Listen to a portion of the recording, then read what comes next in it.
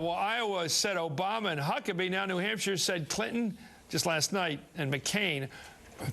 Are we in for a long fight now? Let's bring in the roundtable. Roger Simon, one of the top political columnists around. He's with Politico. Jonathan Capehart writes editorials for the Washington Post here in town. And Jennifer Donahue is a senior advisor for the New Hampshire Institute of Politics up at St. Anselm's. Jennifer, I want to start with you and and I'm wide open on this. I have no preconceptions because, like everyone else, I was stunned. At about 5:30-ish last night, I was passed a piece of paper just for guidance that told me that Barack Obama was going to win a significant victory.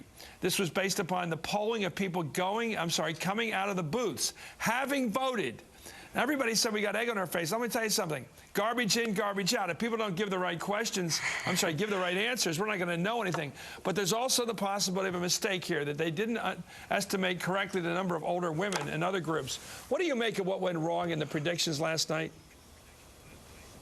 Well, Chris, I think it reflects what happened with the polls taken leading up till Tuesday, done by every organization, which is that the bottom line is, in New Hampshire, that vote is taken so seriously, and I'm really not exaggerating. The responsibility is huge. I saw people I knew at my polling place who took an hour or over an hour in that polling place, making a final decision. And if people had looked closely at the final polls leading up to the people's vote, they would have seen that 40% of Democrats were still undecided.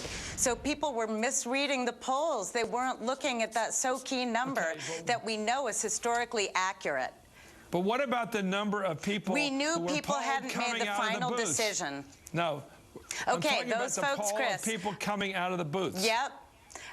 I saw the kids polling people coming out of the booth. They were all over the place. They were like people handing out flyers, Chris. They were not organized. They were not disciplined. They were not professionals. They were not experts. I think these exit polls are a bit misleading. Roger. I think the takeaway is that we should stop letting our coverage be driven by polls. They get it wrong more than we like to admit. The fact is, examine what an exit poll is. No, you've waited in line. The Republican polling was absolutely on target. The Iowa polling was on target. So why was this off? That's what I'm trying to find out from you. Because it is off. The model, or was it gender? Was there some surprising fact that people weren't honest about when they were polled? I'm not buying the whole race argument. I've been going to New Hampshire for 30 years. It's not a racist state. It's not a Klan state. It's not a skinhead state. The people there are no more racist than the people in Iowa, where Barack Obama won by 8 percentage points. You know, lying, as you say, to a pollster is not a felony. You've waited in line, as Jennifer said, maybe an hour. It's a secret ballot in America, and a guy sticks a piece of paper in your face and says, reveal your secret. Who did you vote for? Maybe you'll tell him the opposite of what you did, because it's none of his business who you voted for. I got you. I like this. Roger is dead on. People would consider it an insult. It's considered an insult up here, Chris. It's considered an insult in New Hampshire. We have to learn the social to ask who someone voted for. No, I mean, listen. Margaret Mead. No, people don't. They don't reveal their vote. They don't talk about who they voted for. They talk about the process. Why don't we just keep the secret who won the primary? True. Why don't we wait for the votes to be counted? Why do we have to have an extra vote? Because Americans like to know who's going to win the Super Bowl, who's got the healthy quarterback, who's got the game plan. We are a country. Americans are willing to wait for the votes to be counted. Have you polled them? Very good. Very good. Can I throw out another idea, Chris? Can I talk about the ethnic thing here? One more round on the ethnic factor here. We've seen history of. I don't think race was a big. It's not another Tom Bradley race. It's not another Doug Wilder race. Not another Harvey Gantt race, right? I don't think so. No. Why? Because I think there are a whole lot of other issues going on. As was said before, when people went into the vote, I think one of the last polls, 40% of the people were undecided before they cast their vote. Also, we've found out that women went for Hillary. And that's what put her over the top. But why were the polls taken of people coming out of the booths so off? I don't know. I think Jill had the answer for that, but I do not buy this snap judgment that race was the issue, that that the polls were off. I just don't buy it. If we were 4 or 5, if we were 4 or 5, just to be fair to those who have made that contests, if there were 4 or 5 contests down the road, then maybe I'd agree with you. As early as 1:30 in the morning last night, checking with the people who do these polls to find out what explains the discrepancy. That was the explanation. I got that again last night before that on the air. So I'm trying to find out the answer. This is dramatic. We're not going to talk about this after tonight, but I'll tell you, if we start seeing problems with polling that we haven't seen before, I'm going to be looking for culprits. Okay, can I say one other caveat?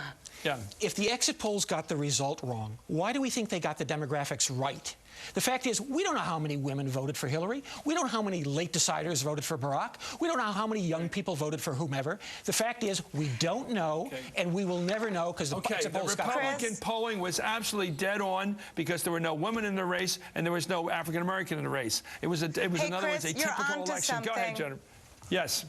You're onto something, and it's very, very valid to question it, Chris. And I think what you're poking at here that's really we have to look at is why are polling organizations overreaching in the way that they reflect their results? I don't think there's any vast conspiracy about the exit pollsters or anything except that they looked really young to me.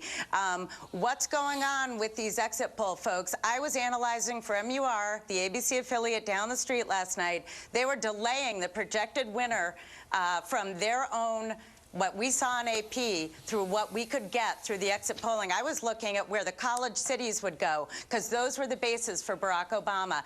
That was who was supposed to turn out for him. Those kids are still on break, Chris, because the other states forced us to have our primary 3 days early. They're not back yet, and neither are their professors, and neither is the staff. And that really affected the outcome for Barack Obama. Okay. So what you need to look at is, why did AP do that? Okay, well, we'll find out that. Maybe lots of culprits out there. Mechanisms if the University of New themselves Hampshire had been being back in honest. school, Barack might have won. We'll be right back with the roundtable with more of the politics. Let's talk about the other side where there wasn't this discrepancy. The white man Republican Party had no such problem. Not that it's anything wrong with that. We're back with the roundtable for the politics. So we only have a minute and a half. I want to talk about the Republicans. Jonathan, this is so tough. Can you see, as the Grand Vizier here of the editorial page, wait, where's my magic 8 ball? Can you see at least a couple frontrunners down the road? Who is likely to project himself into the lead in the next couple of weeks? Look. We saw Huckabee win Iowa. We saw McCain win New Hampshire. Maybe we'll see Romney win Michigan. Maybe we'll see McCain or Thompson win South Carolina. And then Rudy's grand strategy of winning Florida and have everyone focus on him, that might work. I don't know. Not even the magic 8 ball knows. And that's what makes this so much fun. The winner is going to be the least unacceptable Republican in a field where all of them have major problems with the base vote of the Republican Party. Jennifer, did New Hampshire pick a winner? I think they believe in John McCain. I think he finally got the voters here to trust him again. It took him till 6 weeks ago to close the deal in New Hampshire. But he took more than his fair share for Obama's sake. He took too many independents out of the race, and Hillary Clinton won with the base, and not many independents left.